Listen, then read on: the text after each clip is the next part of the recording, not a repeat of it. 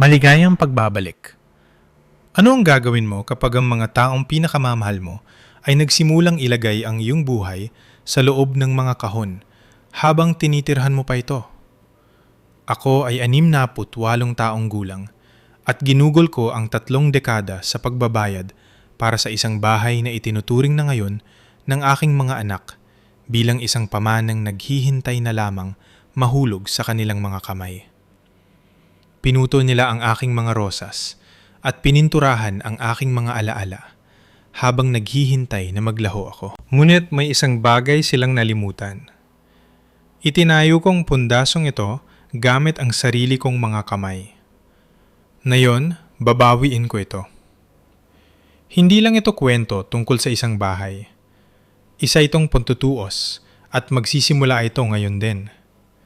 Manatili hanggang sa huli para makita ang katotohanang nagpabago sa lahat.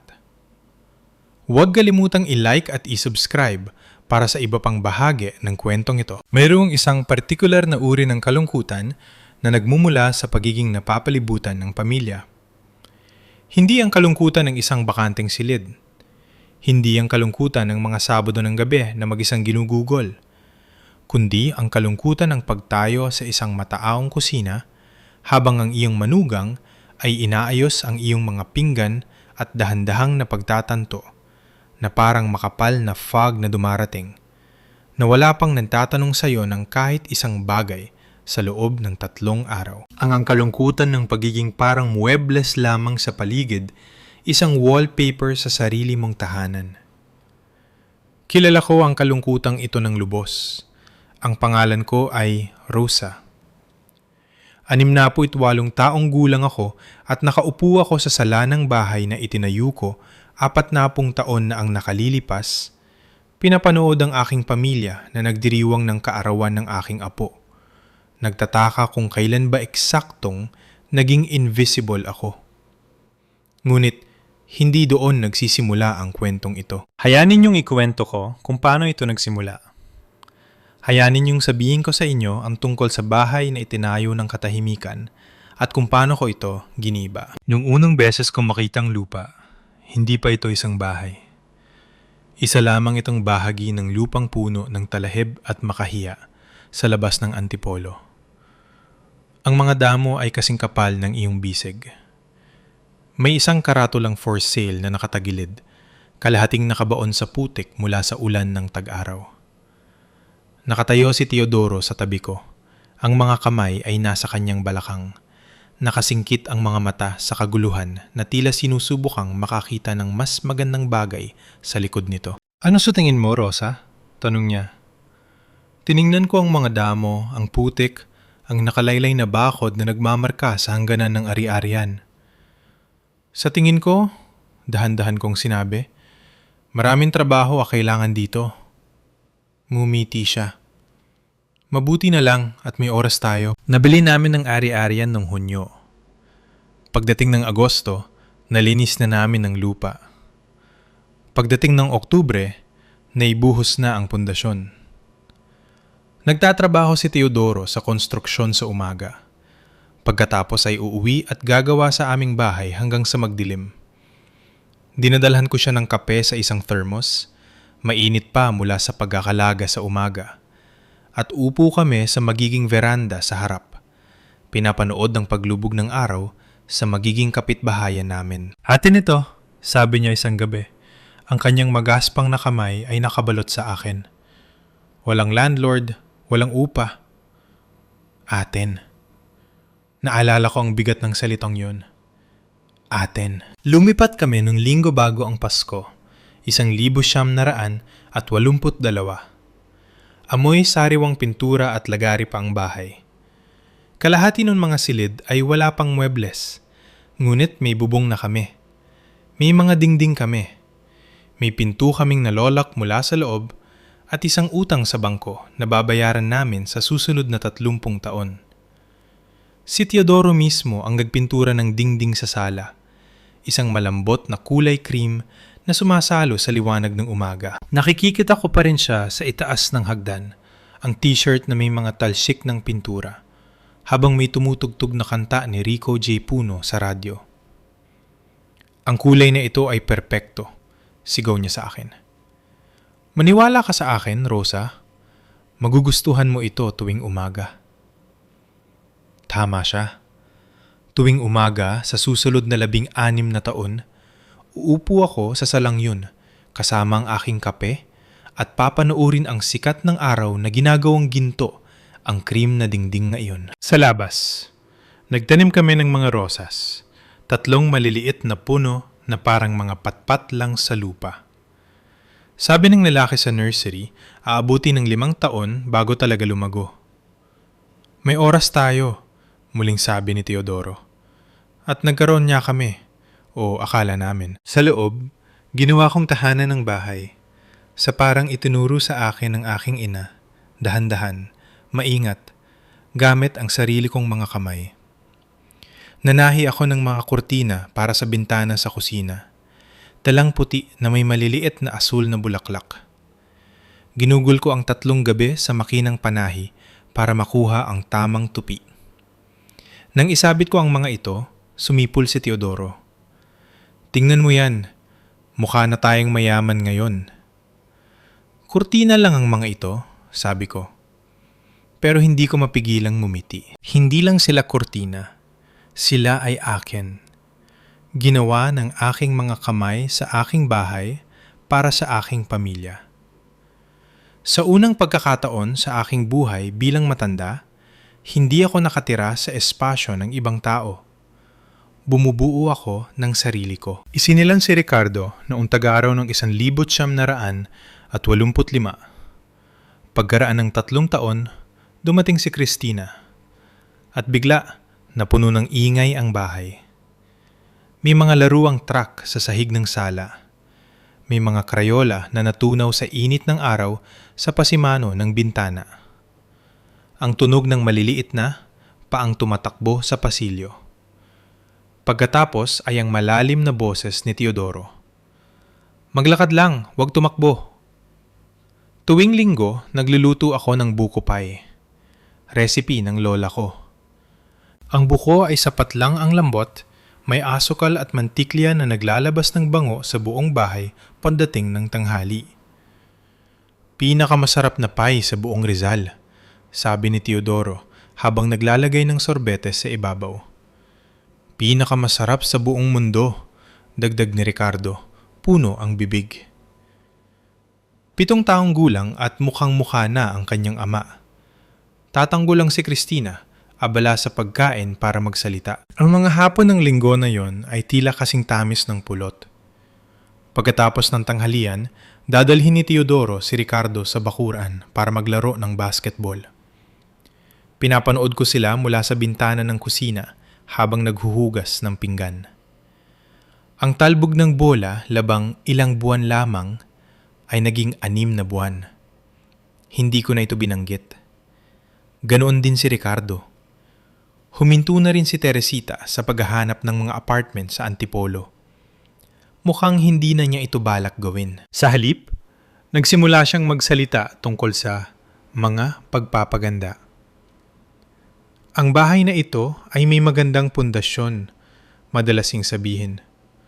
Ngunit kailangan na itong i-update. I-update? Isa pang salitang maganda pakinggan hanggang sa mapagtanto mong ang ibig sabihin nito ay pagbubura. Ang maliit na si Enteng ay nag-5 taon noong Abril. Nagsimula na siyang tawagin akong Lola Rosa. Hindi lang Lola, Lola Rosa.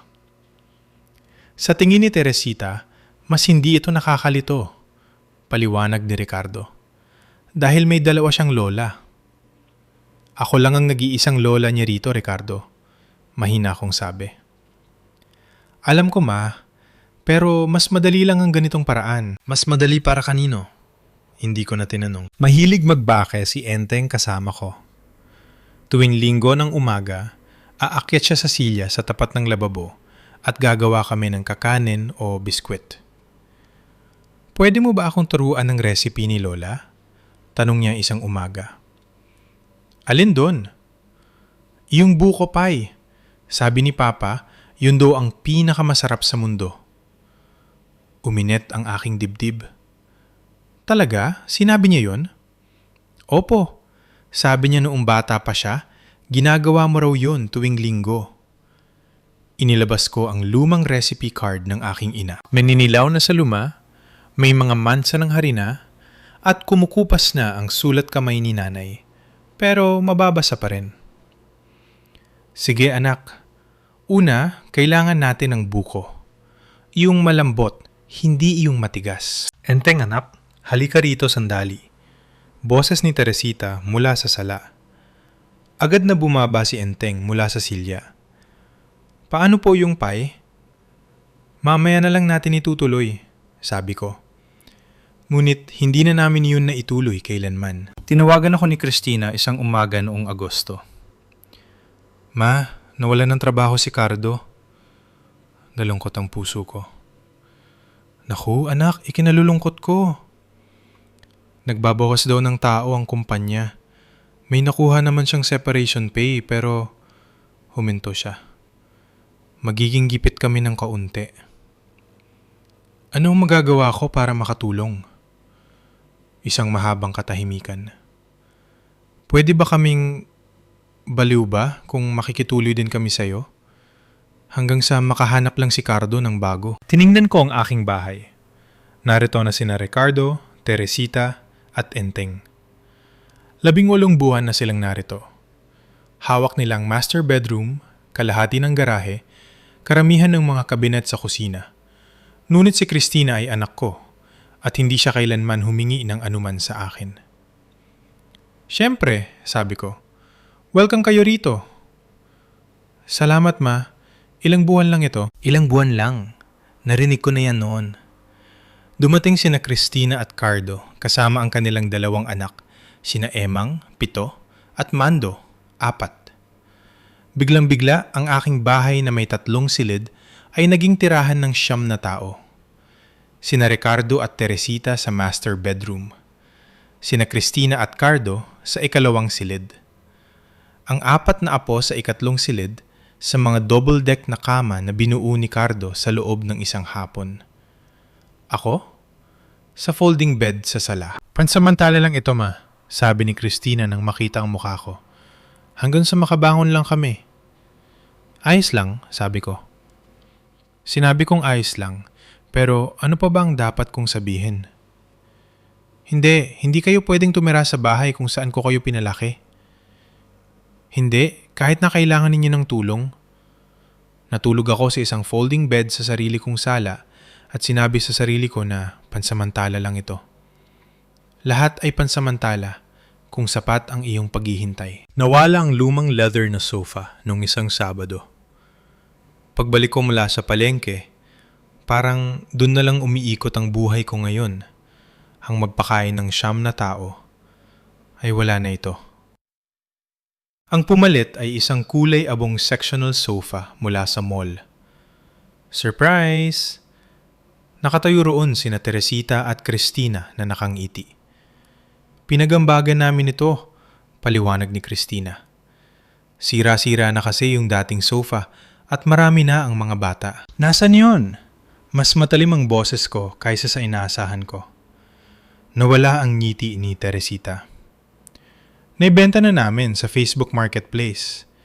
Nakakuha kami ng 10,000 piso. Sabi nila, vintage na raw kasi yung lumang leather. Ibinenta ninyo ang sofa ko. Ma, punit-punit na talaga yon. Malumanay na sabi ni Christina. Wala na yung lambot ng foam. Tuklap-tuklap na ang balat. Hindi ko naman kayo hinilingang palitan yon. Katahimikan. Pumasok si Ricardo mula sa likod bahay at naramdaman agad ang tensyon. Anong nangyayari? Nagalit ang nanay mo dahil pinalitan namin ng lumang sofa, sabi ni Teresita. Ang nanay mo, hindi ma, hindi man lang Rosa. Ang nanay mo na parang isa akong problemang kailangang solusyonan. Tiningnan ako ni Ricardo, tapos ang bagong sofa, tapos bumalik ang tingin sa akin. Ma, sofa lang yon. Hindi lang yan sofa. Yon ang sofa na binili ni Teodoro noong 1970. Ang sofa kung saan kami nakaupo kasama sina Ricardo at Christina tuwing linggo ng gabi, nanonood ng TV bilang isang pamilya. Ang sofa kung saan ko pinasuso ang aking 2 sanggol, kung saan kami ni Teodoro nakatulog ng hindi mabilang na beses. Nagtuklap ang balat noon dahil doon kami namuhay. Lumubog ang mga unan dahil doon kami humilig. Iyon ay 33 taon ng buhay, naging malambot at pamilyar at ibinenta nila ito sa isang estrangero sa halagang 10,000 piso. Pumunta ako sa aking sulok, sa bahagi ng sala kung saan nakalagay ang aking folding bed at naupo sa bagong sectional sofa. Amoy plastik at bodega. Ang mga unan ay matigas at hindi pamilyar. Walang anuman dito ang parang tahanan. Noong gabing yon, hindi ako makatulog. Nakahiga ako sa aking folding bed, nakatitig sa kisame, at naisip ang pag-uusap namin ni Aling Pasing noong nakaraang linggo. "Kumusta ang pakiramdam na marami kayo riyan?" tanong niya. "Ayos lang," otomatiko kong sagot. "Ang saya siguro, puno ang bahay?" "Oo, masaya naman." Tiningnan niya ako ng matagal na tila sinusure kung magsasabi ako ng totoo. "Rosa," sabi niya sa wakas, "mukha kang pagod." Tinawanan ko lang yon. Ngunit na yon, habang nakahiga sa dilim, napagtanto ko na pagod niya ako. Hindi pagod na kailangang itulog. Pagod na pang kaluluwa. Iyong uri ng pagod na nanggagaling sa pagpigil ng hininga sa loob ng 18 buwan. Dumating at lumipas ang aking ika-69 na kaarawan. Walang nakakaalala. Hindi si Ricardo. Hindi si Christina. Hindi si Teresita o si Cardo. Ang mga apo ay walang malay. Bata pa sila para subaybayan ang kaarawan ng matatanda. Nagising ako noong umagang yon, Nobyembre 12, at ginawa ang karaniwang gawain. Nagtimpla ng kape, naglakad-lakad, bumalik sa bahay na puno ng mga taong nagmamadali sa almusal. Inihahanda ang mga bata para sa school. Nagtatalo kung kaninong turno na sa paghahatid. 3:00 ng hapon, pumunta ako sa panaderia at bumili ng isang cupcake. Tsokolate na may vanilla frosting. Kinain ko yon sa loob ng kotse sa parking lot ng mag-isa at kinantahan ng sarili ko ng happy birthday ng napakahina. Pag-uwi ko, nagluluto ng hapunan si Teresita. "Ma, pwede mo bang ayusin ang mesa?" Tawag niya. Inayos ko ang mesa. Nagisdang pritong kami. Nagrereklamo ang mga bata. Si Cardo ay nakatutok sa kanyang cellphone. Pinag-uusapan ni Ricardo at Teresita ang tungkol sa paghuhulog sa bagong sasakyan. Walang nagsabi ng happy birthday, ma. Walang nagsabi ng anuman. Noong gabi ngayon, nakakita ako ng lumang album sa garahe. Mga larawan noong dekada 80 at 90. May isa roon para sa ika-40 kaarawan ko. Sorpresa akong ipinaghanda ni Teodoro. 15 taon na si Ricardo noon. Si Christina ay 12. Ipinagluto nila ako ng cake, tabingi at sobrang tamis, pero gawa sa pagmamahal. Sa larawan, ang braso ni Teodoro ay nakaakbay sa aking balikat. Ang mga bata ay nakangiti. Tumatawa ako sa sinabi ng isa sa kanila. Mukha akong masaya. Mukha akong nakikita. Isinara ko ang album at ibinalik sa kahon. Nagising ako ng 2:00 ng madaling araw para umihi. Madilim at tahimik ang bahay. Dahan-dahan akong naglakad sa pasilyo gamit ang aking tsinelas. Sinusubukang huwag magising ang sinuman. Doon ko narinig ang mga boses mula sa kusina. "Ricardo, mag-ingat ka!" Huminto ako. "Hindi na tayo pwedeng mabuhay ng ganito," sabi ni Teresita. 9 na tao sa isang bahay na may 3 silid. Nakakabaliw na. "Alam ko," boses ni Ricardo. Pero ano ang dapat nating gawin? Bahay ito ni Mama. Sasa, totoo lang. Nasa trust naman ito, di ba? Para sa inyo ni Christina, sabi ni Teresita. Oo, pero buhay pa si Mama, sagot ni Ricardo. Hindi naman sama-sama ang iniisip ko, putol ni Teresita. Sinasabi ko lang na magpipitumpu na siya. Naisip ba niya kung ano ang mangyayari kapag hindi na niya kayang alagaan ang bahay na ito? Kapag kailangan na niya ng tulong, katahimikan pagkatapos ay si Ricardo. Mukhang maayos naman siya. Sa mayon, sabi ni Teresita. Pero 10 taon mula ngayon o kahit 5, kakailanganin na niya ng assisted living o kung ano paman. At ang bahay na ito ay matitinggal lang ng bakante. Ano ang iminumungkahi mo? Tanong ni Christina. Iminamungkahi ko, maingat na sabi ni Teresita. Na baka dapat natin siyang kausapin tungkol sa paglilipat ng titulo, ilagay ang mga pangalan ninyo habang nasa katinuan pa siya para sa pagpaplano ng mana. Parang hindi na ituloy ni Christina ang sasabihin. Matalino, tapos ni Teresita. Matalino yun at magbibigay sa ating lahat ng seguridad.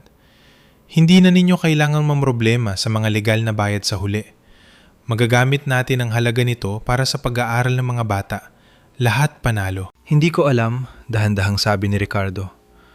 Parang itinataboy natin siya. Hindi natin siya itinataboy. Nagpaplano lang tayo para sa hinaharap. Dito pa rin naman siya titira, syempre. Magiging opisyal lang ang lahat, legal at protektado. Nakatayo ako sa madilim na pasilyo. Ang kamay ko ay nakadiin sa dingding para hindi ako manginig. Kapag kailangan na niya ng tulong, assisted living. Ilipat ang titulo habang nasa katinuan pa siya. Pinaplano nila ang pag-alis ko sa sarili kong bahay sa 2:00 ng madaling araw nang wala ako. Dahan-dahan akong bumalik sa aking folding bed. Hindi na ako nakatulog sa natitirang bahagi ng gabi. Nagluto ako ng buko pie ng linggo. Recipe ng aking ina, ang recipe na ilang buwan ko nang hindi ginagawa. Anong okasyon? Tanong ni Ricardo, nang maamoy ang bango. Wala, gusto ko lang. Inilagay ko ito sa counter para lumamig. Golden ang crust, umaasok pa ang bango. Perpekto. Natapos ang hapunan, pero walang humipo sa pie. Sinusubukan naming bawasan ang asukal, paliwanag ni Teresita. Para sa mga bata. Tiningnan ko ang pie. Hindi ko alam. Ayos lang ma, itabi mo na lang para mamaya. Hindi na dumating ang mamaya. Pagkaraan ng 3 araw, nakita ko ang pie sa basurahan. Kalahati na lang natira. May kumuha ng isang slice, kumagat ng isa, at itinapon na ang lahat. Nakatayo ako roon, tinitingnan ang recipe ng aking ina. Ang recipe na nakaligtas sa hirap ng buhay, nakaligtas sa pagkamatay ng aking ina, nakaligtas sa pagkamatay ni Teodoro, ngayon ay nasa basura sa pagitan ng mga latak ng kape at gamit na diaper. At napagtanto ko na huminto ako sa pagluluto. Hindi dahil matanda na ako, kundi dahil wala nang may gusto sa ginagawa ko. Ang ilang buwan lang ay naging 2 taon. Hindi ko na ito binabanggit. Ano pang silbi? Ang bahay ko ay puno ng tao, pero kailanman ay hindi ko naramdamang ganito ako kasing isa. Natutulog ako sa folding bed sa salang inayos ko 30, 6 na taon na ang nakalilipas. Nagluluto ako sa kusinang hindi ko na makilala. Dumadaan ako sa mga dingding na puro larawan na ng ibang tao, sining ng ibang tao. Ang mga rosa sa labas, ang tanging natitirang akin. Tinabasan ko ang mga ito noong Enero, gaya ng ginagawa ko taon-taon. Pinapanood ako ni Aling Pasing mula sa kanyang veranda. Inaalagaan mo pa rin ba ang mga lumang rosas na yan? Tawag niya.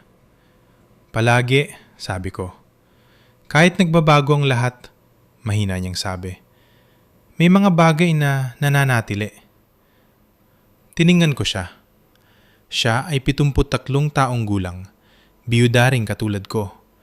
Nakatira ng mag-isa sa bahay na binili nila ng kanyang asawa noong 1970.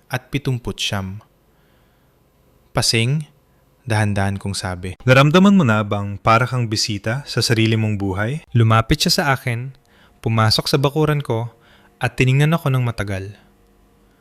Naku anak, sabi niya sa wakas. Hindi ka bisita, isa kang multo. Tinamaan ako ng mga salitang iyon na parang malamig na tubig. Multo. Invisible. Walang saysay. Nagmumulto sa buhay na dati ay sa akin. Ano ang gagawin ko? Bulong ko. Pinigaan niya ang kamay ko. Tandaan mo, sabi niya. Ang mga multo ay hindi na pwedeng patayin dahil patay na sila. Inisip ko na ang ibig niyang sabihin ay pampalubag loob. Pero ang narinig ko ay, patay ka na. At habang nakatayo roon sa sarili kong bakuran, hawak ang gunting na panghalaman. Tinitingnan ng bahay na itinayo namin ni Teodoro gamit ang aming mga kamay 40 taon na ang nakalilipas. Sa unang pagkakataon ay naniwala ako. Hindi pa ako patay, pero unti-unti na akong namamatay. Tama si Pasing sa bahagi ng pagiging multo. Gumagalaw ako sa sarili kong bahay na parang nagmumulto rito. Naroon, pero hindi nakikita. Ang dapat ko sanang itinanong sa sarili ko ay gaano katagal mabubuhay ang isang tao bilang multo bago niya malimutan na naging buhay siya. Ang sagot ay eksaktong 3 taon, 2 buwan, at 17 araw. Nakita ako ni Ricardo sa kusina noong Sabado ng umaga. Ma, pwede ba tayong mag-usap? Nagpupunas ako ng counter. Isang gawin nung kusina ko pa ito bago ito naging lugar na pinapayagan lang akong gumamit. Siyempre, sabi ko. Naupo siya sa mesa. Ang liwanag ng umaga ay pumasok sa bintana sa kulay abong kurtina na pumalit sa akin. Naisip namin ni Teresita. Nagsimula siya. Kumulo ang tiyan ko. Walang magandang kasunod ang pangungusap na yun. 3 taon na kami rito, pagpapatuloy niya. At nagpapasalamat kami, Ma. Talaga. Pero kailangan na nating mag-isip para sa mahabang panahon. Mahabang panahon, ulit ko. Tungkol sa bahay, sa hinaharap mo, sa... Kinuskus niya ang kanyang muka. Estate planning. Heto na. Ang pag-uusap mula sa 2:00 ng madaling araw ay nangyayari na ng maliwanag sa harap ko. May estate planning na ako, maingat kong sabi. Ang living trust, di ba? Pero para yun kapag, alam mo na, wala ka na. Hindi niya masabi ang salitang mamatay. Iniisip namin ang tungkol sa ngayon. Para mas maging sigurado ang lahat. Paano kung idagdag mo ang mga pangalan namin sa titulo? Sa amin ni Christina, habang ikaw ay, ibig kong sabihin, habang malakas ka pa at nakakapagdesisyon. Mas mapapadali lang ang lahat sa buwis, sa batas, at titira ka pa rin naman dito, syempre. Walang magbabago para sa'yo. Walang magbabago para sa akin. Maliban sa hindi ko napag-aari ang sarili kong bahay.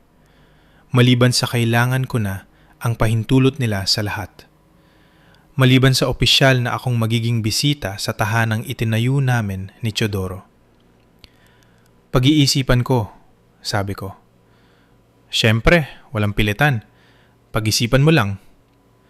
Tumayo siya at piniga ang balikat ko. Pamilya tayo, Ma. Sinusubukan lang namin ang pinakamabuti para sa lahat. Pagkaalis niya, naupo ako sa mesa sa loob ng 20 minuto, nakatitig sa aking mga kamay. Pamilya tayo. Bakit ang parira lang yon na dati ay nangangahulugang mahal natin ang isa't isa, ngayon ay parang pag-aari ka namin? Nagsimulang mag-iwan si Teresita ng mga bagay para makita ko. Mga artikulong kinuha sa internet. Estate planning para sa mga senior. Bakit ang paghihintay ay makakagastos sa iyong pamilya ng libo-libo? Ang mga benepisyo ng paglilipat ng ari-arian bago ang edad na 70. Iniiwan niya ang mga ito sa counter, sa folding bed ko, sa lababo ng banyo. Walang sulat. Walang pag-uusap. Nandoon lang, naghihintay na makita ko. Nabasa mo ba ang artikulong iniwan ko? Tanong niya isang araw tungkol sa paglilipat ng ari-arian. Nakita ko at nag-iisip pa ako. Ang kanyang ngiti ay hihigpit ng bahagya. Siyempre, maglaan ka ng oras, pero nauubos na ang oras. Mas malambot si Christina tungkol dito. Ma, sabi niya isang gabi habang nagtutupi kami ng labada. Naisip mo ba ang tungkol sa tinanong ni Ricardo? Alam kong nakakatakot na mawalan ng kontrol, pero wala ka namang mawawala talaga. Dito ka pa rin naman titira. Ikaw pa rin ang magdedesisyon. Kung ganun, bakit kailangang idagdag ang mga pangalan ninyo? Nag-atubili siya. Dahil legal itong nagpoprotekta sa lahat. At dahil itinuwid niya ang maliit na damit ni Mando. Hindi ka na bumabatama. Paano kung may mangyari sa'yo at hindi namin ma-access ang bahay? Paano kung magkasakit ka at kailangan namin ibenta ito para pambayad sa pag-aalaga? 69 na ako, hindi 70. Alam ko, kaya nga ito ang tamang panahon. Habang malakas ka pa, habang malinaw ang isip mo, habang nasa katinuan ka pa. Ang parirala mula sa 2:00 ng madaling araw ay lumutang sa pagitan namin. Pag-iisipan ko, muli kong sabi. Pero pareho naming alam.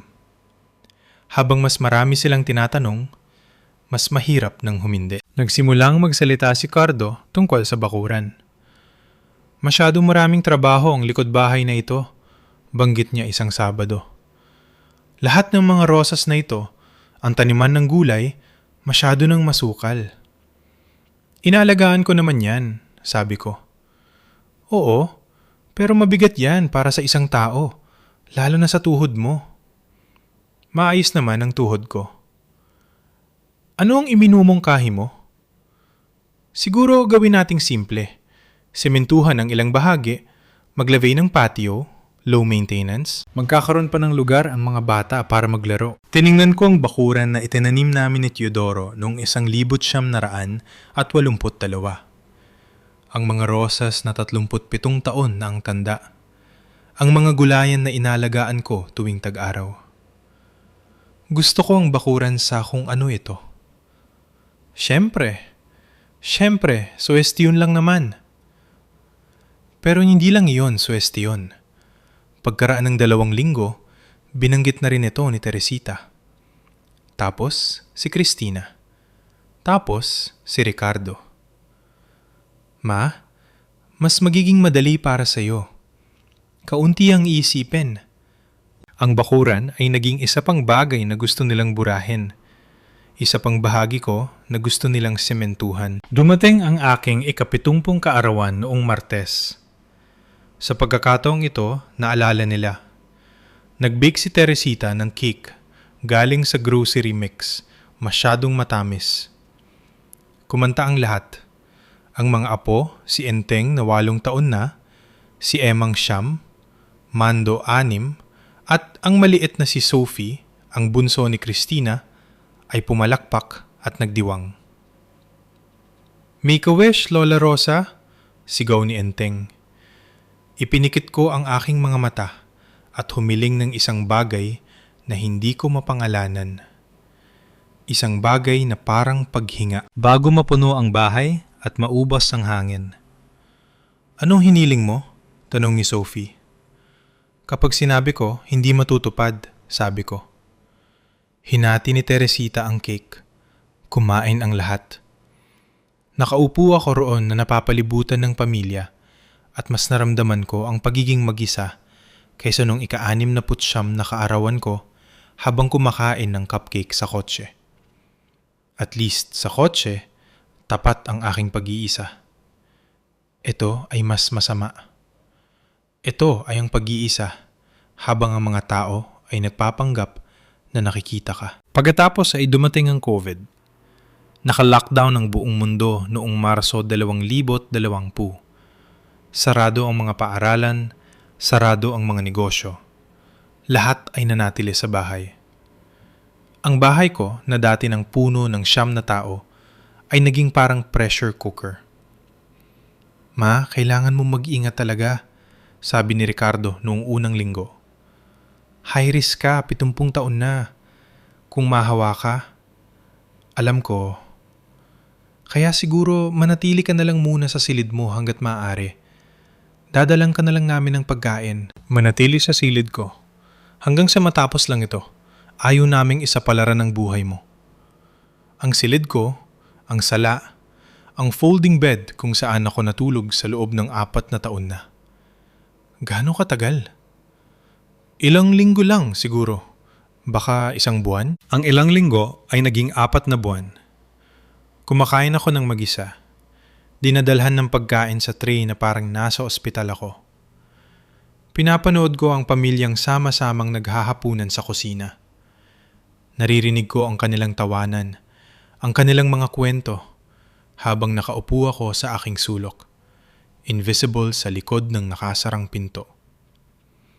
Para sa kaligtasan mo, sabi ni Teresita tuwing lalabas ako para sa isang bagay. Ang kaligtasan ko ay parang solitary confinement. Laging may Zoom calls. Lahat ay nagtatrabaho sa bahay, tumatawag sa bawat sulok ng bahay. Sinusubukan kong tumahimik, huwag mang abala, huwag maging masyadong maingay ang pag-iral. Isang hapon, narinig ko si Teresita na may kausap sa kusina. Naglalakad lang ako. Doon ako nakatira. Kailangan kong dumaan minsan nang marinig ko. Alam ko ma, mahirap na. 4 na taon na kami rito. Huminto siya. Hindi pa siya pumapayag na ilipat ang titulo. Lagi naming binabanggit pero huminto muli. Hindi ko alam, masyado siyang matigas ang ulo. At sa totoo lang, sa tingin ko, hindi niya naiintindihan kung gaano kadali ang magiging buhay para sa kanya rin. Huminto muli. Hindi naman namin siya mapipilit, pero susubukan pa rin namin ng dahan-dahan. Kailangan lang namin siyang patingin na ito ang tamang desisyon. Nakatayo ako sa labas ng pinto ng kusina, nanigas. Patingin sa kanya, hindi tanungin, hindi pag-usapan, patingin sa akin. Na parang bata akong hindi nakakaintindi kung ano ang mabuti para sa kanya. Na parang ang 40 taon ko ng pagbabayad ng utang, pagpapanatili ng bahay na ito, pagkaligtas sa mga pagkawala. Wala sa mga iyon ang nangangahulugang mapagkakatiwalaan ako sa sarili kong mga desisyon. Ma, kailangan nating pag-usapan ang likod bahay. Si Cardo na naman ito. Nakatayo sa likod niya sina Ricardo at Christina na parang mga bantay. Anong tungkol doon? Masyado nang malago ang mga rosas. Wala na sa kontrol. Kumakapit na sa bakod. At sa totoo lang, nagiging peligro na sila. Peligro? Ang mga tinik? Sa dami ng mga batang tumatakbo rito, hindi naman lumalapit ang mga bata sa mga rosas. Pero maaari silang mapunta doon. At dahil sa COVID, hindi rin tayo makapagpatawag ng hardinero para ayusin yon. Tiningnan ko si Ricardo. Ano sa tingin mo? Hindi siya tumingin sa aking mga mata. Siguro tama si Cardo, ma. Masyado na silang malago. Anong iminumungkahi ninyo? Bubunutin na natin, simpleng sabi ni Cardo. Magsimula tayo sa bago. Maglagay tayo ng simpleng mga halaman na native, mas madaling alagaan. Ang mga rosas na itinanim namin ni Teodoro noong 1982. Ang mga rosas na nabuhay pa ng 22 taon matapos siyang mawala. Ang mga rosas na huling buhay na bagay na nag-uugnay sa akin sa lalaking nagtayo ng bahay na ito gamit ang sarili niyang mga kamay. Hindi, sabi ko. Ma, hindi. Nanginginig ang boses ko. Hindi ninyo pwedeng gawin yan. Sinusubukan lang naming tumulong. Mananatili ang mga rosas na yan. Lumapit si Ricardo. Ma, Maging makatwiran ka naman. Makatwira naman ako, sigaw ko. Huminto ang lahat. Hindi ako kailanman sumisigaw. Hindi ko kailanman itinataas ang aking boses. Ako ang tahimik, sumusunod, makatwirang si Rosa, na natulog sa folding bed at kumain ng mag-isa at nanood sa pagkawala ng kanyang buhay ng walang reklamo. Pero hindi ito. Hindi ang mga rosas. Mananatili ang mga rosas na yan, muli kong sabi. Mas mahina na pero matatag. Iyon ang huling salita. Umiwas sila sa loob ng isang linggo. Nagising ako noong isang Sabado sa tunog ng chainsaw. Patakbo akong lumabas na nakarobe. Pinuputol ni Cardo ang mga rosas. Hinahakot ni Ricardo ang mga sanggap sa driveway. Ang mga rosas, 38 taon na. Kasing kapal ng aking braso, namumukadkad ng pula tuwing Hunyo mula pa nung 1982 ay winawasak. Anong ginagawa ninyo? Sigaw ko. Pinatay ni Cardo ang chainsaw. Ma, napag-usapan na natin ito, simula ni Ricardo. Sabi ko ayaw ko. Masyado kang hindi makatwiran, sabi ni Teresita mula sa veranda. Kailangang alisin ang mga ito. Mapanganib sila. Itinanim ko yan kasama ang asawa ko. Ang asawa mo ay 22 taon nang patay, sabi ni Teresita. Hindi sa malupit na paraan, kundi parang katotohanan lang. Panahon na para bumitaw. Nakatayo ako ron sa aking robe. Tinitingnan ang mga tuod kung saan naroon dati ang aking mga rosas. 38 taon na naglaho. Pinuputol habang natutulog ako. Wala kayong karapatan, bulong ko. Ma, pasensya na kung nagalit ka, sabi ni Ricardo.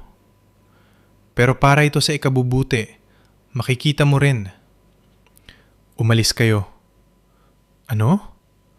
Umalis kayo sa harap ko. Pumasok ako sa loob, sa aking sulok, sa aking folding bed, sa maliit na bahagi ng bahay na hindi ko na makilala. Hindi ako umiyak. Tapos na ako sa pag-iyak. Nakaupo ako roon. Nakatitig sa kulay abong sofa na pumalit sa leather sa sala, na may kulay abong kortina sa halip na asul na bulaklak. At naisip ko, wala nang natira. Pipinturahan namin ang sala. Inanunsyo ito ni Teresita sa almusal na parang panahon lang ang pinag-uusapan. Anong kulay? Otomatiko kong tanong. Magandang charcoal gray, moderno tingnan. Ang kulay cream ay masyado ng... Naghahanap siya ng salita. Alam ko na ang salita bago pa niya sabihin. Luma, tapos niya. Ang cream na dingding ang pininturahan ni Teodoro noong 1982 ang tumanggi akong pinturahan muli sa loob ng 38 taon. Ang huling bahagi niya na mahahawakan ko. Hindi, sabi ko. Ma, pintura lang yon, sabi ni Ricardo. Hindi pwedeng manatiling pareho ang lahat habang buhay, dagdag ni Christina. Kailangang i-update ang bahay. Pakiusap, bulong ko. Huwag ang dingding na yon. Tiningnan ako ni Teresita na parang baliw ako. Dingding lang yan, ma. Pintura. Wala itong kahulugan. Lahat ito ay may kahulugan. Yan ang problema, mahina niyang sabi. Kumakapit ka sa lahat. Hindi ka makaabante dahil nakakulong ka sa nakaraan. Pininturahan pa rin nila ito. Isang Lunes noong nasa doktor ako, umuwi ako at amoy bagong pintura ang sala. Ang parehong amoy noong 1982, pero mali ngayon. Maling-mali. At ang cream na dingding ay nababalutan na ng madilim na charcoal gray. Nakatayo ako ron. Ang kamay ay nakadiin sa dingding na hindi na nagtataglay ng bakas ng brush ni Teodoro. At may isang bagay sa loob ko, ang tuluyan ng nabasag. Hindi maingay, hindi madula. Isang tahimik na pagpapak. Parang buto na matagal nang may lamat. Sa wakas ay bumigay na. Nakita ko ni Enteng sa kusina isang hapon. Siyam na taong gulang na siya, matangkad para sa edad niya, kamuhang-kamuha ng kanyang ama. Lola Rosa, pwede po tayong mag-bake ng biskwit? Lumakas ang loob ko sa unang pagkakataon matapos ang ilang buwan. Siyempre, anak.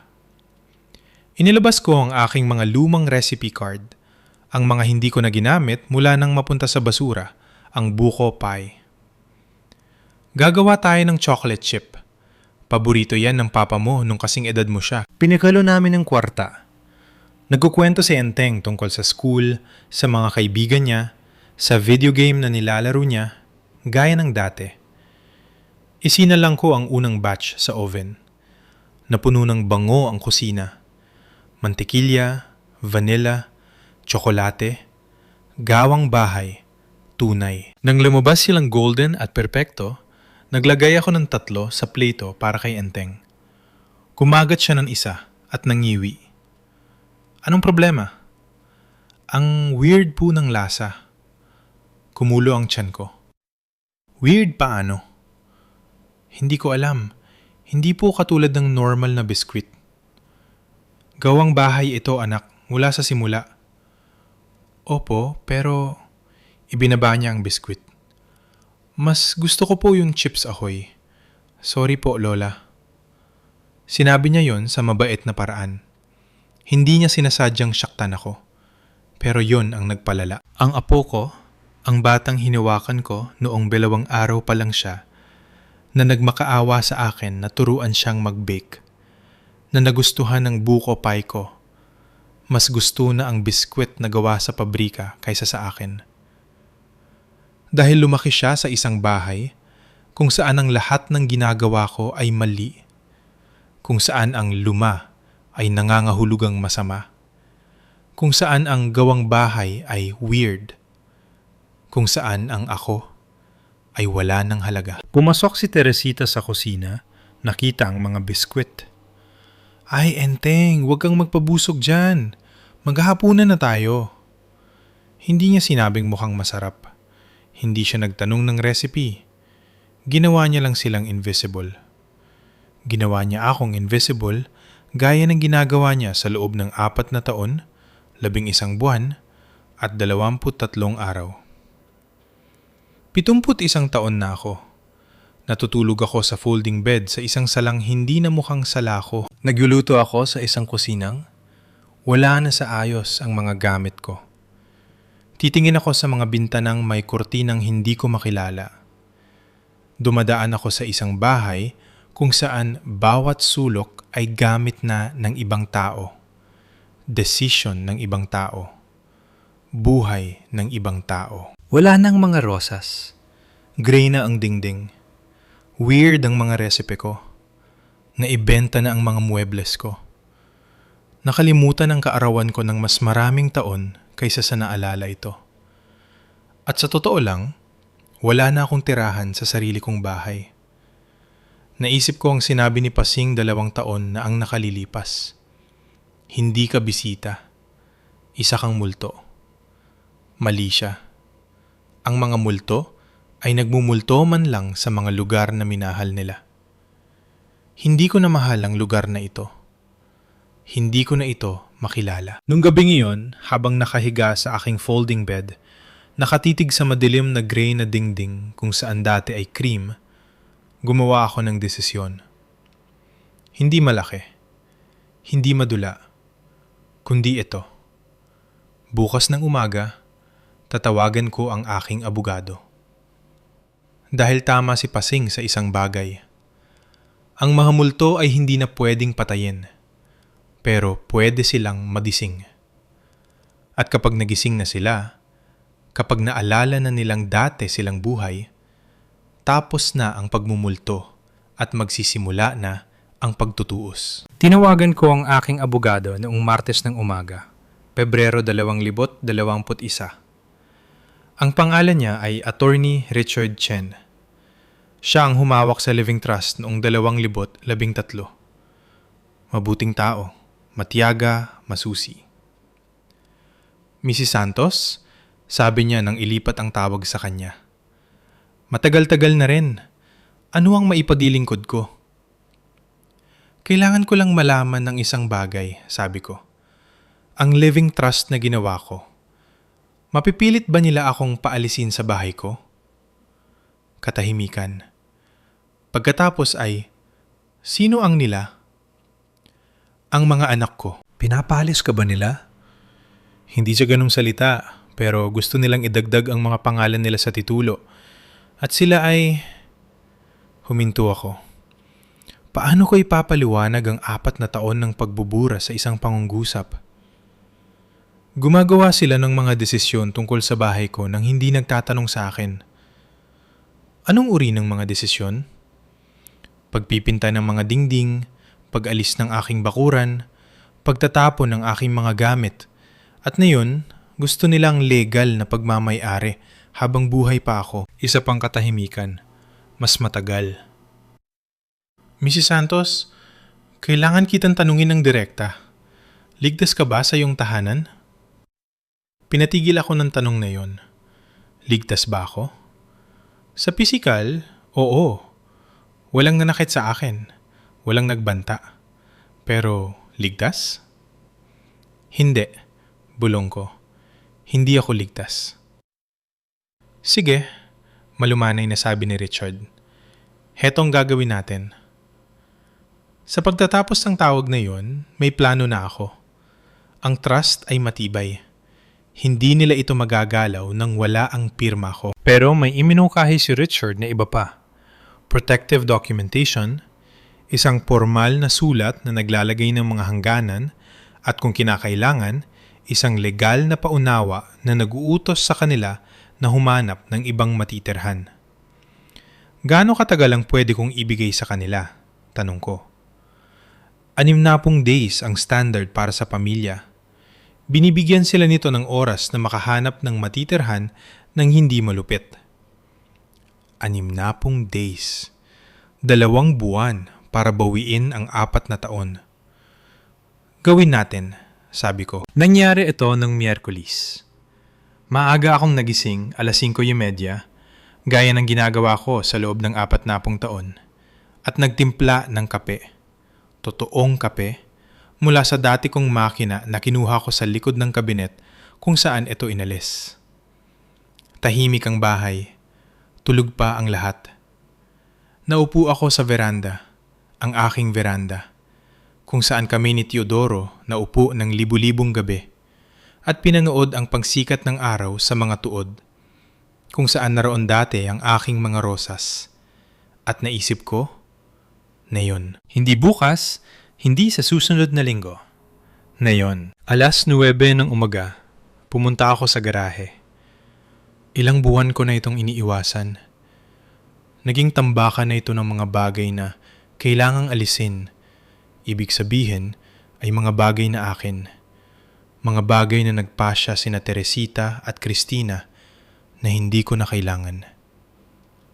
Nahanap ko sila sa sulok. 3 malalaking kahon na may tatak na donate. Binuksan ko ang una. Sa loob, ang wedding album ko. Ang quilt na ginawa ng aking ina para sa akin. Ang toolbox ni Teodoro. Mga photo album noong 1980s. Ang aking sewing machine.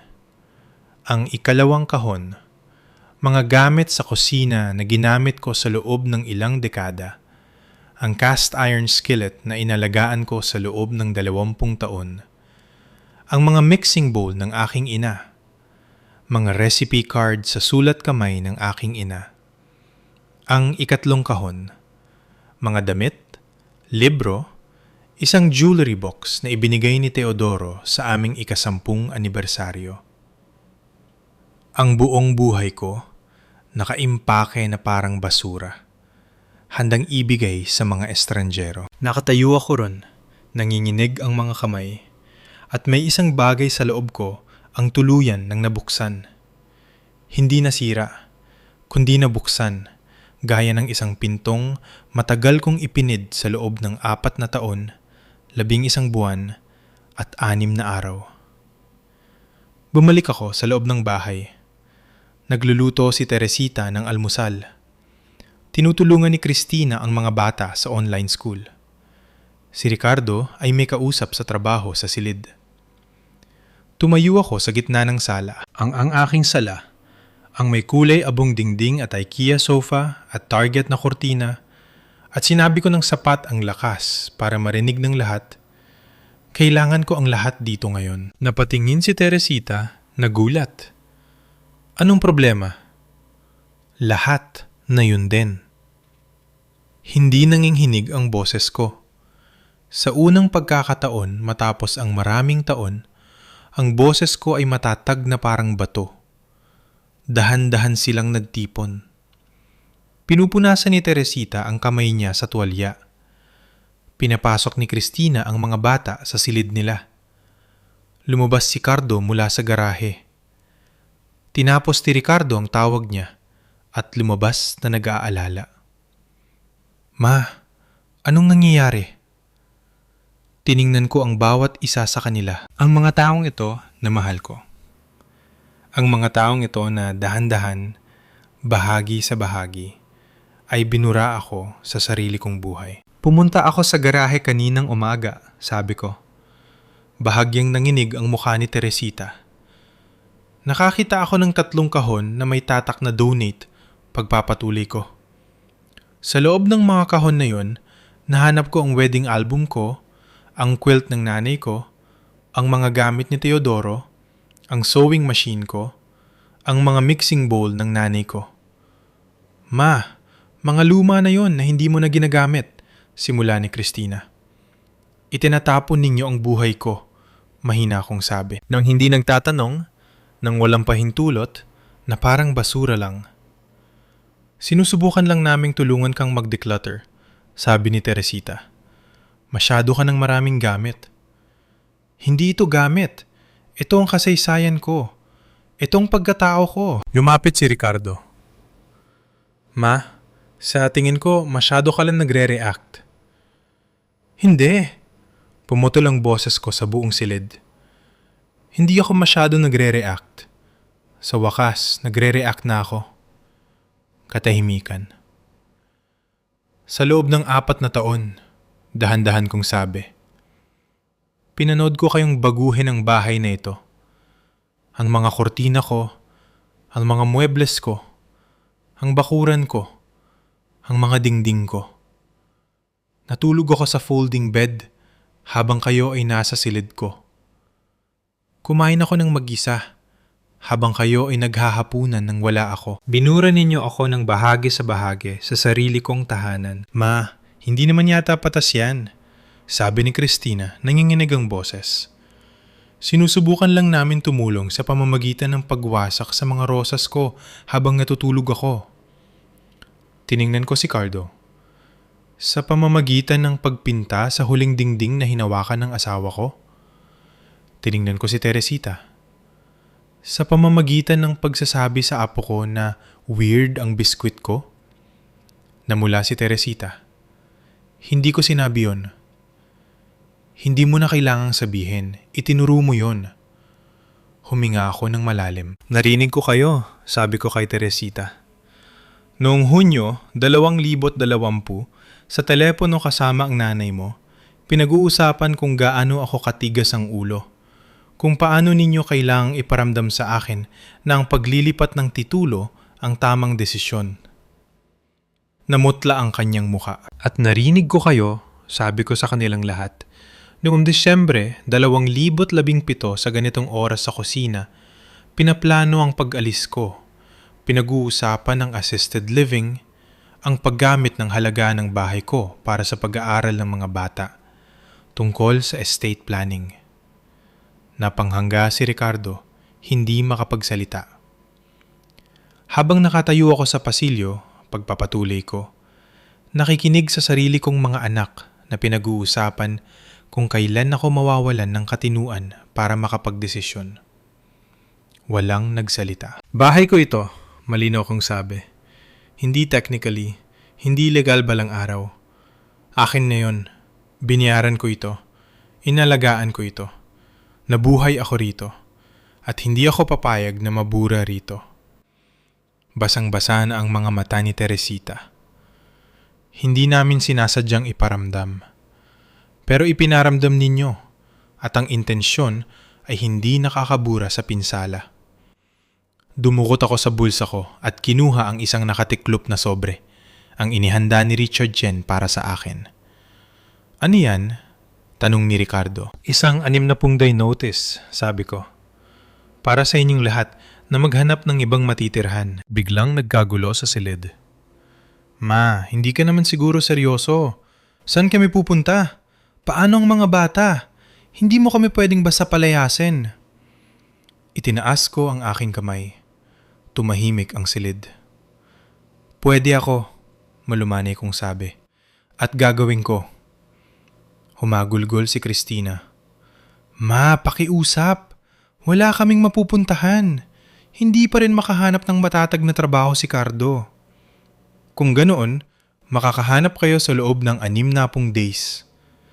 Pero ang mga bata, sina Enteng, Emang, Mando, Sophie, desperado na ang boses ni Teresita. Lola ka nila. Alam ko, nadudurog ang puso ko, pero matatag ang boses ko. At palagi akong magiging lola nila. Pero hindi na ako magiging invisible.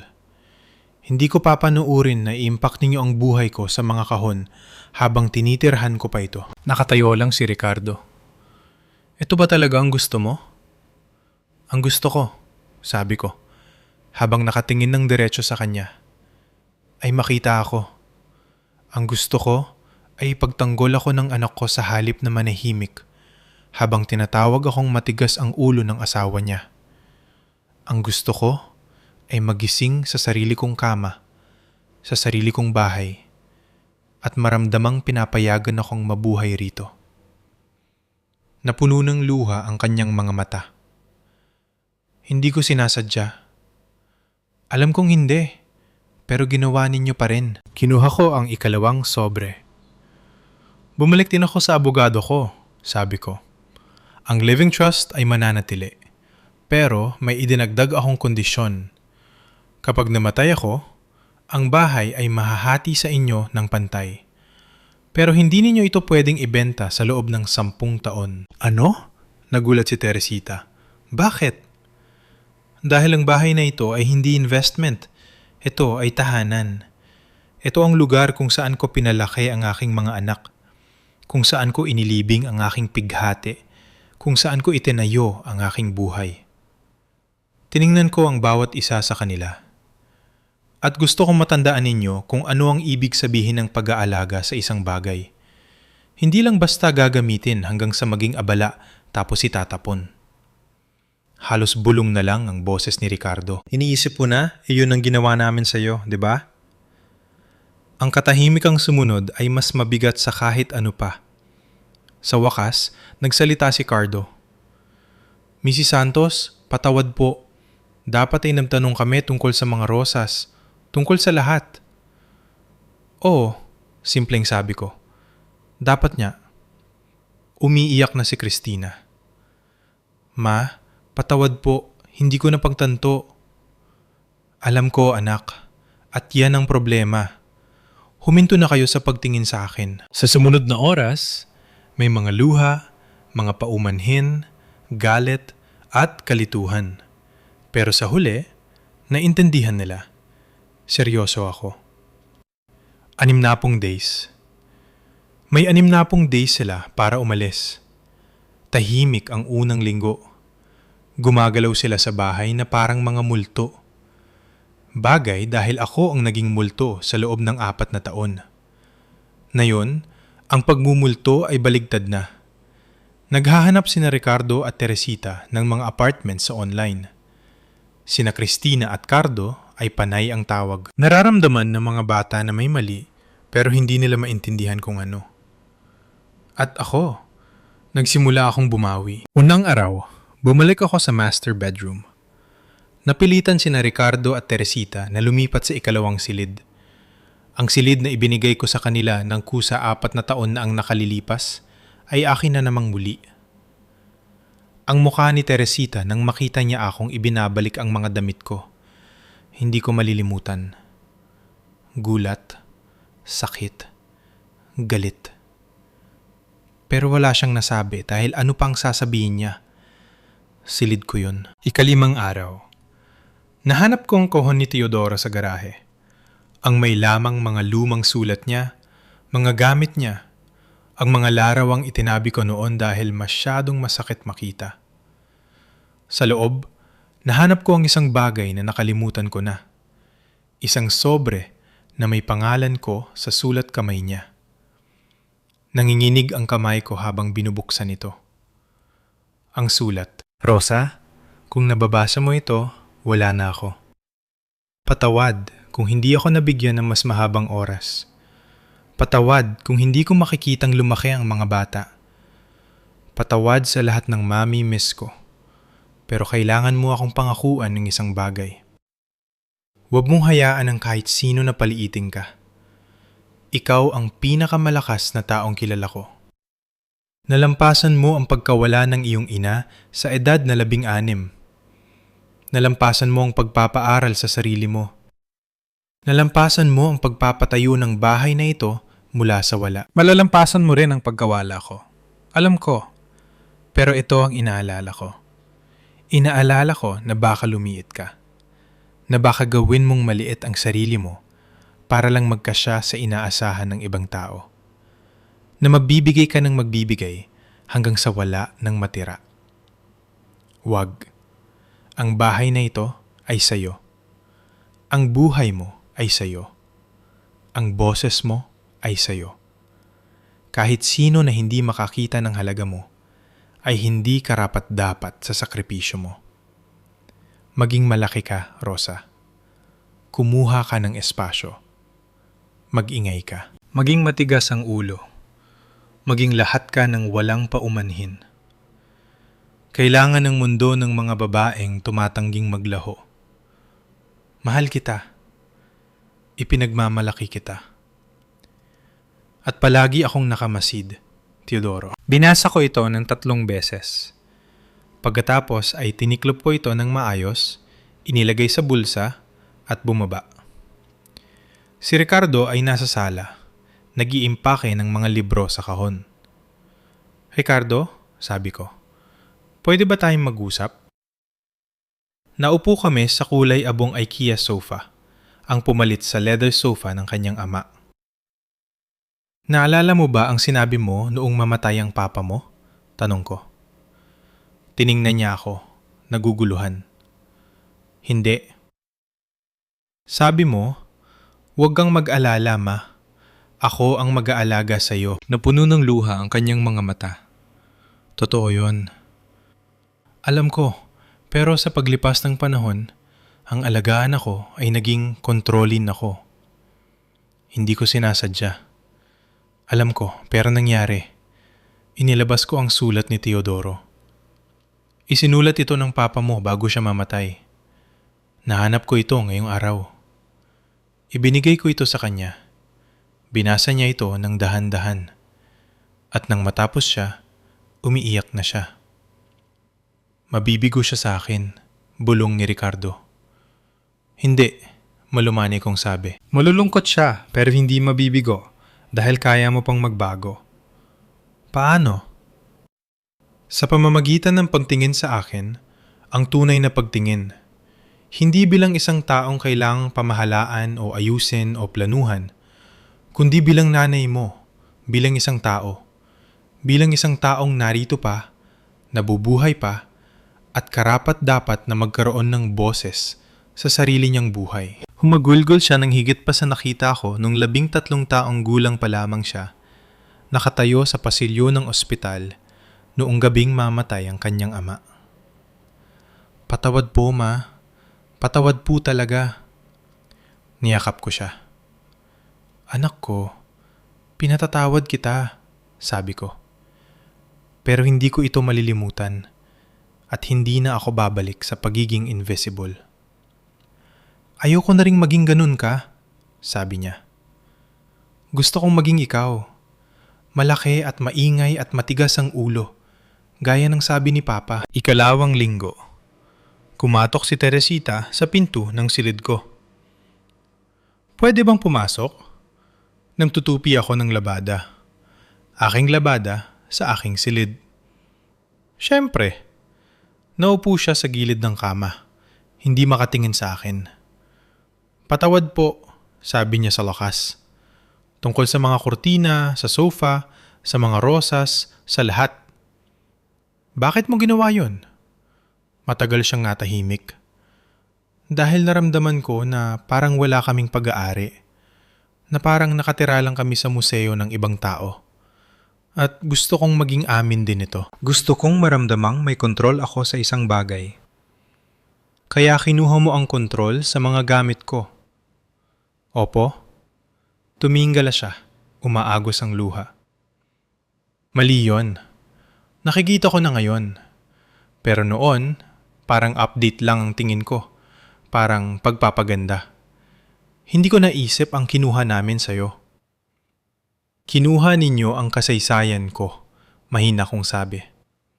Kinuha ninyo ang alaala ng asawa ko. Kinuha ninyo ang pagkatao ko. Alam ko po, nanginginig ang boses niya. At hindi ko na yon maibabalik. Pero patawad po. Totoong patawad. Naniwala ako sa kanya. Pero hindi ko sinabing ayos lang. Dahil hindi naman talaga. Salamat sa paghingi ng tawad. Sabi ko na lang. Sapat na yon. Ika-4 na linggo. Nagsimulang magtanong ang mga bata. Lola, bakit po tayo aalis? Tanong ni Emang isang umaga. Dahil kailangan na ni Lola ang bahay niya. Tapat kong sabi. Pero bakit po hindi na tayo pwedeng magsama-sama? Dahil minsan, kailangan ng mga tao ng sariling espasyo para maging sarili nila. At matagal nang wala si Lola niyon. Makikita pa rin po ba namin kayo? Tuwing linggo, pangako ko. Pwede kayong bumisita rito. Magbebake tayo, magbabasa tayo ng kwento. Walang magbabago maliban sa kung saan kayo matutulog. Sige po, sabi niya at niyakap ako. Ang mga bata, naisip ko, ay mas nakakaintindi ng hangganan kaysa sa mga matatanda. Ika-7 linggo, nahanap ako ni Enteng sa kusina. Lola Rosa, ano yan anak? Sorry po nung sinabi kong weird ang biskwit ninyo. Kumurot ang puso ko. Naalala mo yon? Opo, sabi po ni Mama nasaktan ko kayo. Hindi ko po sinasadya. Lumuhod ako para magkapantay kami. Alam ko, pinatatawad na kita. Gusto mo bang mag-bake tayo bago kayo umalis? Opo. Nung hapong yon, gumawa kami ng chocolate chip cookies mula sa simula. Tunay na mantikilya, tunay na vanilla, tunay na chocolate chips. Nang lumabas ang mga ito sa oven, kumagat siya ng isa at ngumiti. Ang sarap po nito, Lola. Mas masarap sa Chips Ahoy? Ngumisi siya. Sobra po. Ika-8 linggo, araw ng pag-alis. Nakahanap sina Ricardo at Teresita ng maliit na bahay na mauupahan sa Antipolo rin. Sina Cristina at Cardo ay nakahanap ng apartment na may 2 silid. Hindi man kasing laki nito, pero kanila yon. Nakatayo ako sa veranda. Pinapanood silang nagkakarga ng mga kahon sa truck. Lumapit si Ricardo. Niyakap ako. Mahal kita, Ma. Mahal din kita. Mapapatawad mo ba ako? Pinatawad na kita, sabi ko. Pero ang pagpapatawad ay hindi paglimot. Desisyon itong hindi hayaang ang nakaraang ang magtakda sa hinaharap. Tama po yan. Niyakap din ako ni Teresita. Matigas noong una pero naging tunay. Salamat po, bulong niya. Sa pagtuturo sa akin kung ano ang hitsura ng boundaries. Umiyak si Cristina sa balikat ko. Sorry po, Ma, sa lahat. Alam ko, anak. Alam ko. Nang umalis na sila, tahimik ang bahay. Pero hindi ito bakante. Sa unang pagkakataon sa loob ng 4 na taon, 11 buwan at 28 araw, ang katahimikan ay parang kapayapaan. 6 na buwan nang lumipas. Setyembre 2021. Nagising ako sa sarili kong kama, sa master bedroom. Bukas ang mga bintana, pumapasok ang malamig na hangin. Iba na ang amoy ngayon. Hindi na amoy ng 9 na taong nagkakagulo. Ako na lang, amoy kape na naglalaga sa ibaba. Tahimik lang. Bumangon ako. Nagtimpla ng kape sa dati kong makina at naupo sa veranda. Doon sa kung saan naroon dati ang mga rosas, nagtanim ako ng mga bago. Bata pa, maliliit pa, hindi pareho ng mga rosas ni Teodoro, pero akin. Hindi pa sila namumukadkad. Marahil sa susunod na taon pa, pero buhay sila, lumalaki, naghihintay. Sa loob, pininturahan ko muli ang dingding sa sala. Hindi cream, hindi gray, kundi isang malambot na dilaw, parang sikat ng araw, parang umaga, parang bagong simula. Nanahi ako ng mga bagong kurtina para sa kusina. Hindi ang asul na bulaklak noong 1982, kundi iba na. Berdeng linen na may puting disenyo. Naalala pa rin ng mga kamay ko kung paano. Tuwing linggo, nagbe-bake ako ng buko pie, recipe ng aking ina. Hindi para sa iba, kundi para sa akin. At minsan ay nagdadala ako kay Paseng sa kabilang bahay at magkasama naming kinakain yun sa veranda niya. Pinag-uusapan ang lahat at ang wala lang. Wala na ang leather sofa habang buhay. Tinanggap ko na yun pero bumili ako ng bago. Hindi mula sa mall na mumurahin kundi isang tunay.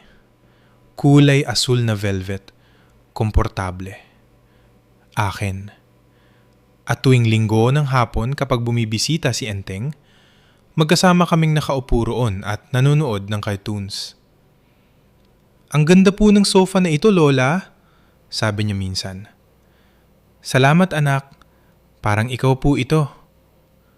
Hindi ko alam kung ano ang ibig niyang sabihin pero parang totoo. Tumatawag na si Ricardo tuwing linggo. Tunay na tawag. Hindi lang tungkol sa mga gamit o schedule, kundi tunay na pag-uusap. Kumusta ka, ma? Mabuti, mabuting mabuti. Tuloy ba tayo sa hapunan sa Merkulis? Siyempre. Nagpadala si Teresita ng mga bulaklak noong 72 kaarawan ko na may card na nagsasabing, "Salamat po sa pagtuturo sa akin na ang pagmamahal ay may kasamang boundaries." Inilagay ko sila sa florera sa mesa sa kusina at umiyak. Masayang luha na sa pagkakataong ito. Isang gabi, habang nakaupo sa veranda habang lumulubog ang araw, lumapit si Paseng. "Iba na ang itsura mo," sabi niya. "Paano?" "Solid. Parang narito ka na uli." Naisip ko yon. Ang pagiging multo sa loob ng 4 na taon. Ang pagbabalik sa sarili ko. "Narito na ako," sabi ko sa wakas. Hindi ko alam kung kailan eksaktong bumalik ako sa sarili ko. Marahil nung umagang tinawagan ko ang abogado. Marahil nung araw na bumalik ako sa silid ko. Marahil noong sandaling binasa ko ang sulat ni Teodoro at naalala ko kung sino ako noon. O baka ito lang.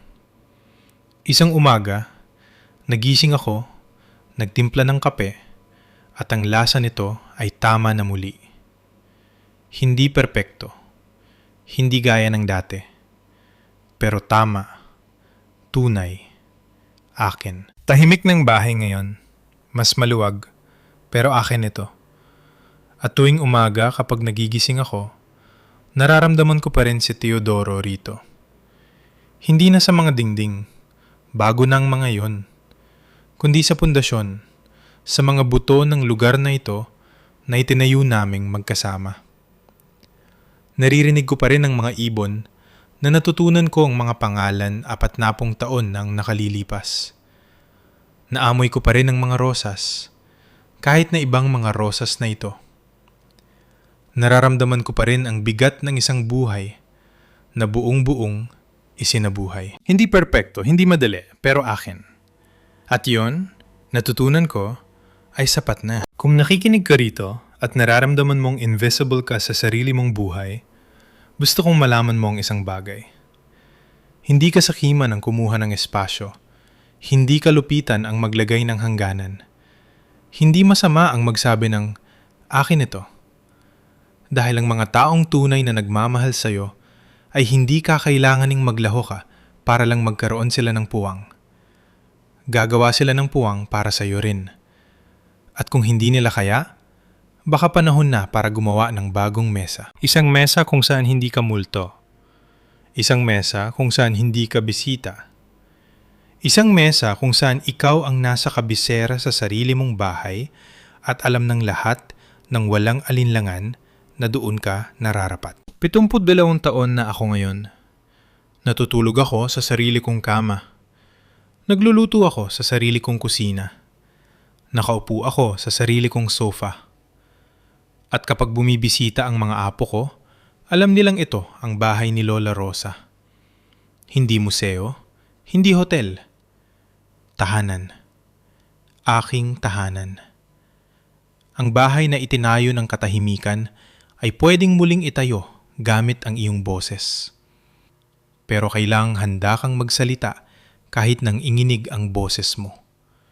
Kahit na ayaw itong marinig ng mga taong mahal mo. Kahit na mawala sa iyo ang lahat ng akala mo, ay hindi mo kayang mabuhay ng wala. Dahil ito ang natutunan ko. Kayang malampasan ang pagkawala ng bahay. Kayang malampasan ang pagkawala ng mga gamit. Kaya mo ring malampasan ang pagkawala ng mga tao. Pero hindi mo kayang malampasan ang pagkawala ng iyong sarili. Kaya magsalita ka, tumayo ka, kumuha ka ng espasyo. Hindi ka pa matanda para magsimulang muli. Hindi pa huli ang lahat para bawiin ang sarili mo. At kailanman ay hindi ka naging sobra. Tandaan, ang tanging tao na kailangang maniwala na karapat dapat kang makita ay ikaw mismo. At kapag naniwala ka na, ang tunay na paniniwala, wala nang makakagawa sa iyong invisible muli. Ito si Rosa Santos. Narito pa rin, nakatayo pa rin, at akin pa rin ang sarili ko. Maligayang pagbabalik. Ano ang gagawin mo kapag ang mga taong pinakamamahal mo ay nagsimulang ilagay ang iyong buhay sa loob ng mga kahon habang tinitirhan mo pa ito? Ako ay 68 taong gulang at ginugol ko ang 3 dekada sa pagbabayad para sa isang bahay na itinuturing na ngayon ng aking mga anak bilang isang pamanang naghihintay na lamang mahulog sa kanilang mga kamay. Pinutol nila ang aking mga rosas at pininturahan ng aking mga alaala habang naghihintay na maglaho ako. Ngunit may isang bagay silang nalimutan. Itinayo kong pundasong ito gamit ang sarili kong mga kamay. Ngayon, babawiin ko ito. Hindi lang ito kwento tungkol sa isang bahay. Isa itong puntutuos at magsisimula ito ngayon din. Manatili hanggang sa huli para makita ang katotohanang nagbabago sa lahat. Huwag kalimutang i-like at i-subscribe para sa iba pang bahagi nito.